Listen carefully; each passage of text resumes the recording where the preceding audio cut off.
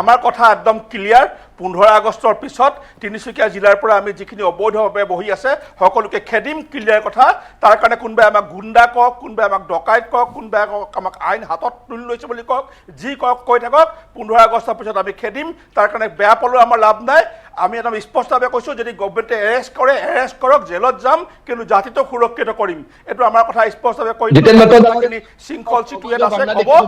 অবৈধ বাংলাদেশী যদি আছে তেতিয়া হলে খেদি দিয়ক আইনসম্মতভাৱে যি ব্যৱস্থা লৈ কলক তাত আমাৰ সহযোগিতা থাকিব অবৈধ বাংলাদেশী নহয় বেদখলকাৰী খেদিম বেদখলকাৰী খেদিম বেদখলকাৰী আপুনি খেদিব নোৱাৰে বেদখলকাৰী জিতেন্দ্ৰ ডাঙৰীয়া অধিকাৰ আপোনাৰ নাই নাই আপুনি নোৱাৰে মোৰ ঘৰৰ ওচৰৰ মাটিখিনি কোনোবাই দখল কৰিব মই চৰকাৰলৈ ৰৈ নাথাকো আপুনি চৰকাৰ নহয় আপুনি চৰকাৰ নহয় জিতেন্দ্ৰ ডাঙৰীয়া জেলখন ডাঙৰ বস্তু নহয় জেলখন ডাঙৰ বস্তু নহয়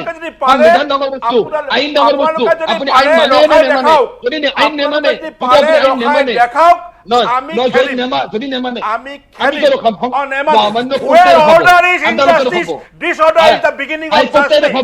where order is injustice disorder is the beginning of justice আপুনি বাধ্য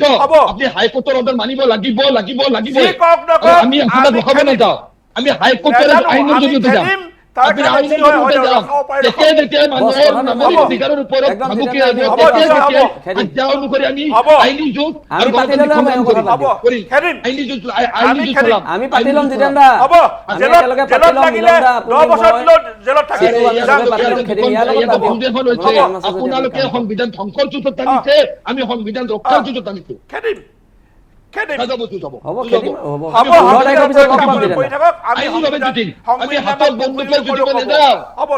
ঠিক আছে হয় জিতেন্দ্ৰ ডাঙৰীয়া ধন্যবাদ জনাইছো আপুনি এইখিনি সময় দিয়াৰ বাবে